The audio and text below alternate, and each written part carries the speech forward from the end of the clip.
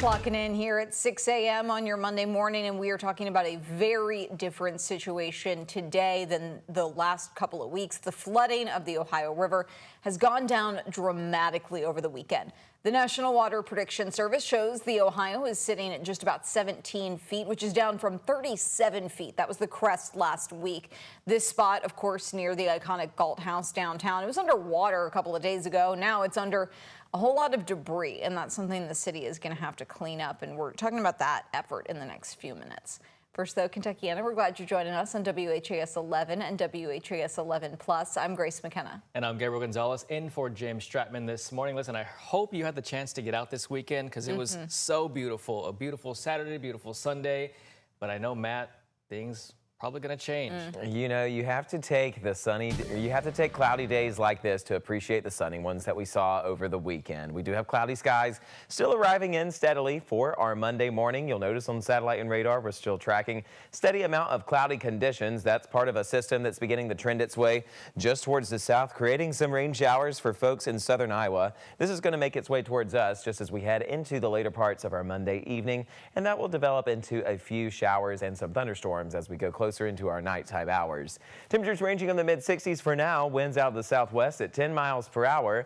And folks just outside the city seeing those temperatures still ranging in the mid-60s. We're at 65 in Bedford, 63 in Munfordville, and 64 for you folks near Springfield. Now into the next 12 hours, we're going to continue to stay under mostly cloudy skies.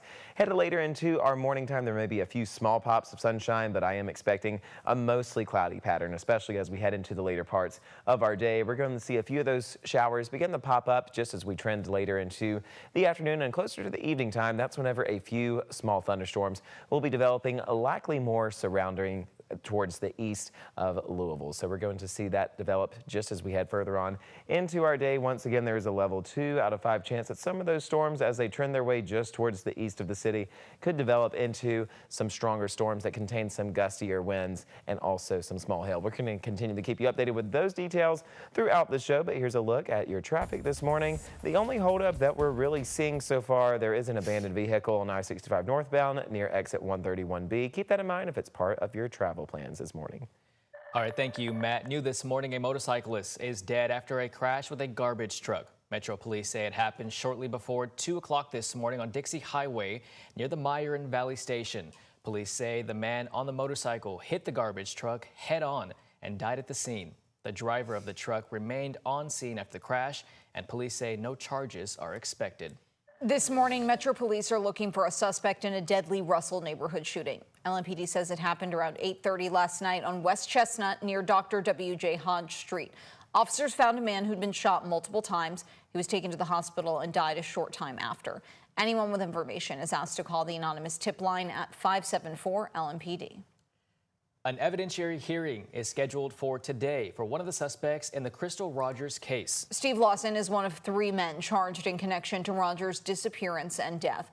Lawson's trial is supposed to start in Warren County next month, something his attorneys have been working to delay. In February, they argued they wouldn't be ready in time because of the massive amount of evidence in the case. The judge said a delay in the trial, though, not an option. Lawson is charged with conspiracy to commit murder and tampering with physical evidence. His son, Joseph Lawson, faces the same charges, and their former employer, Rogers' ex-boyfriend, Brooks Hauk, is charged with murder. Steve Lawson is due in court at 9, and his trial is set for May 27th. Today, the Jefferson County Public Schools Superintendent Screening Committee will hold a special meeting. The group reviews applications and provides the Board of Education with recommendations for the position. According to their agenda, the purpose of tonight's meeting is to formulate interview questions for candidates. Now, the district plans to interview those candidates this month and next month and hopes to have a new leader in place by July.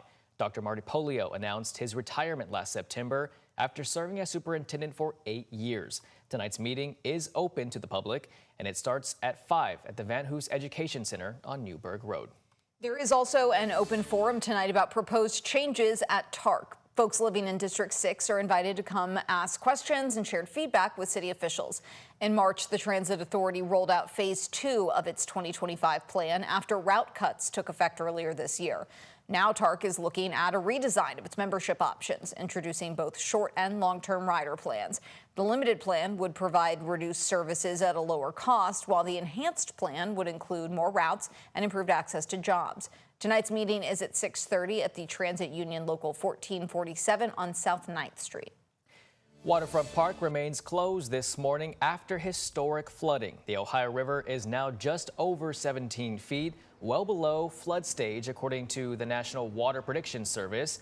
But check out some of the massive tree debris city crews are now dealing with.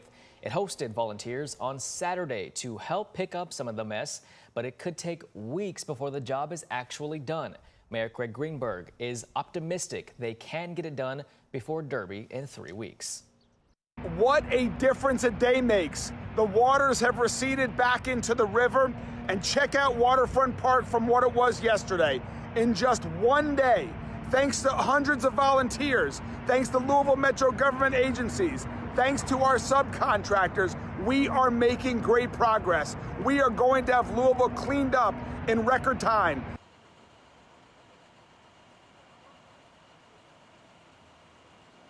Walls around the city. MSD says today crews will work on taking down the flood walls at Bingham Way and 2nd Street. Tomorrow they'll take down the ones at 10th and 27th Streets. On Saturday they removed the barrier at Port Road, and Friday they removed the walls at 8th and 11th Streets. The flooding led to something unprecedented for our city, the cancellation of Thunder over Louisville for weather. And it was actually just the second time ever the show's been canceled, the first because of COVID. Since WHAS11 was set to air the event, instead we pivoted, and our studio hosted a live telethon to support those hit hardest. WHAS11's Ian Hardwitt and photojournalist Aspen Hester take you inside the heart of the operation and show how this community found a way to shine. As a lifelong fan of Thunder from a little bitty boy, I'm really disappointed that it was canceled, but I'm excited to show you the guts of the WHAS11 studios, the telethon we put on Saturday night to raise money for these flood victims, people who really need the help. We're at work for you. Hello, thank you for calling the Red Cross Telethon. My name's Elizabeth King, and I'm a volunteer with the American Red Cross. Are you calling to make a financial donation? Ringing off the hook since 6. It's not Thunder, but the telethon's a party. Trust the man who puts on the show, Wayne Hettinger. I really think no matter what we do with the show, this community's going to come. This is a party town. There's no question about it. A party town only dampened by historic flooding, the Great Lawn awash. Are you going to salvage that boat for yourself? And maybe I think it's probably already gone. They told me they were getting rid of it. And keeping this show running are producers. Let's take it. Juggling the trivia and looks at Thunder's past. Stand by. Stand by. And from all the way at the top, WHAS11 General Manager Lisa Columbia. In our 75th year, it all is just really special. So I'm a big believer. Sometimes things happen for a reason, and this happened, we pivoted, and we're helping people now. Help we can only give with your support. Here we go. Rising above the storm on WHAS11. In Louisville, Ian Hardwitt, WHAS11, on your side. And we do want to thank the so many people who gave up their Saturdays to be with us. The Greenbergs, Coach Scotty Davenport, U of L football coach Jeff Brom, Louisville Fire Chief Brian O'Neill, Devon Holt of the Ali Center, and of course, the incredible team from the Kentucky Derby Festival. So many other people were there. We thank you so very much. We could not have done it without all of them.